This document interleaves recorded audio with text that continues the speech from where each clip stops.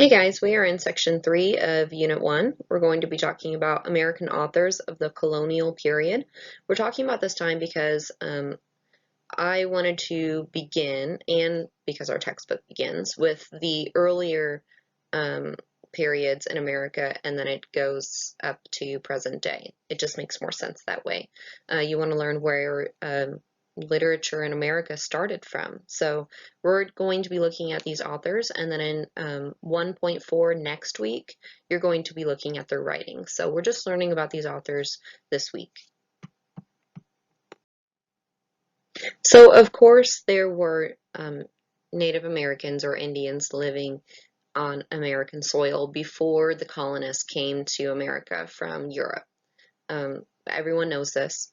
However, we're not going to look at those right now, even though our textbook covers some of them, just because they weren't written down. They didn't have a style of writing that they followed. Mainly everything was just told through oral tradition. So we don't have any documentation of it except from the colonists. So that's what we're going to be focusing on, and we're mainly just looking at the colonists because um, that's the work that is still popular today. So the colonial period was from 1600s to 1830s. These were the first European settlers that came to North America. It's also the earliest form of literature, as I said, and it was almost always nonfiction, meaning that it was true because they wanted it to be practical and they wanted it to focus on the future of the colonials in America. And a lot of times they took it back to Europe with them, and people over there got to learn about what was going on with the colonists in America and the New World. So who were the authors of this time period? The first one is John Smith. I'm sure that you've heard of John Smith from the movie Pocahontas, the Disney movie. Um, there's some truth to that movie. He was taken hostage by I believe, Powhatans, trying to remember my history. And Pocahontas, the chief's daughter, saved him.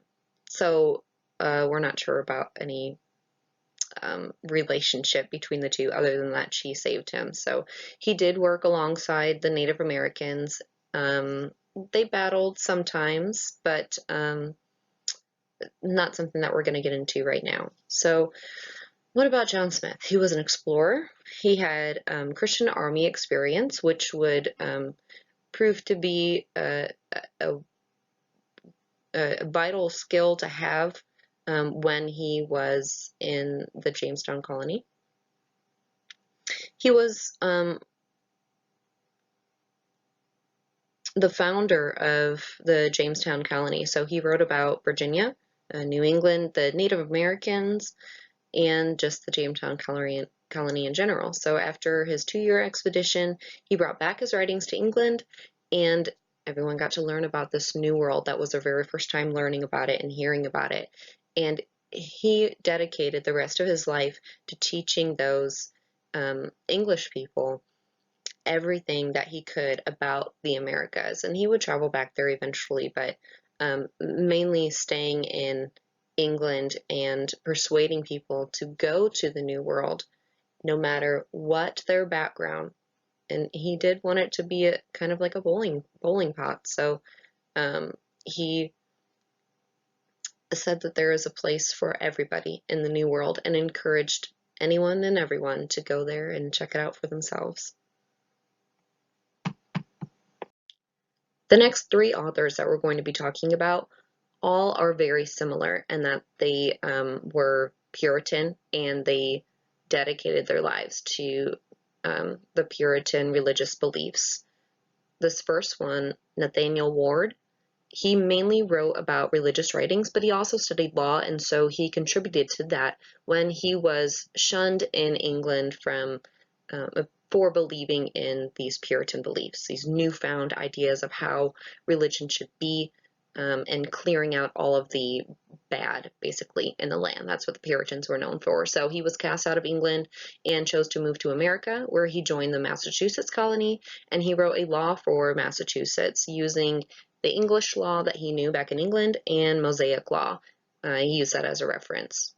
And he also fought against tolerance and accepting these newfangled beliefs. So he was kind of a traditionalist in that sense. He didn't want anything to be, um, he just didn't accept the new ways of life over in America. So he kind of just wanted everything to be the same. And his law books reiterate that, and they show that.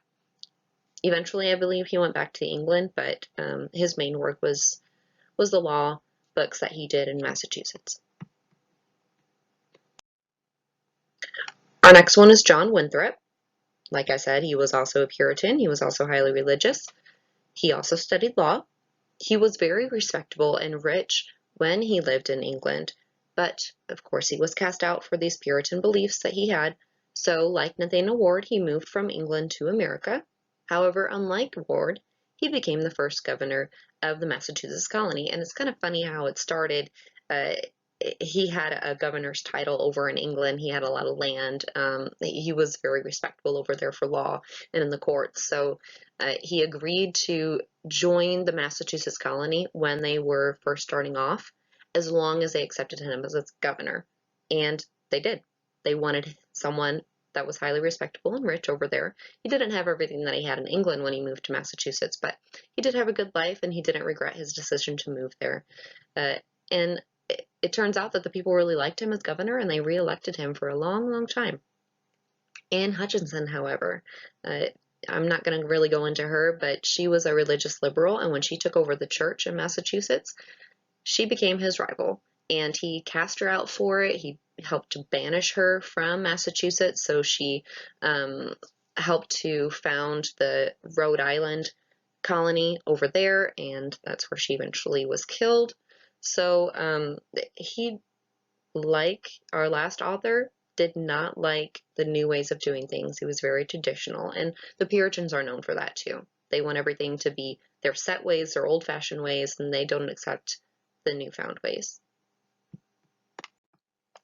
Our last author is Anne Bradstreet. She is best known as being the first poet of the Americas. She moved from England to America because her parents were Puritan, although she herself would accept these Puritan beliefs in America because that's what was accepted. You basically had to be a Puritan over there.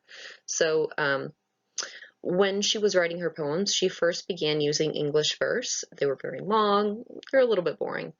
But her later works are personal because she wrote them for her family, and she didn't really want them to be published. She just wrote them for her family. She wrote about her family, she wrote about life, she wrote about her children, her grandchildren, being a housekeeper, a mother, just basic things. And it's also shown through that work that she eventually began to embrace the Puritan lifestyle. This is the work, her later poems, that she is most known for today.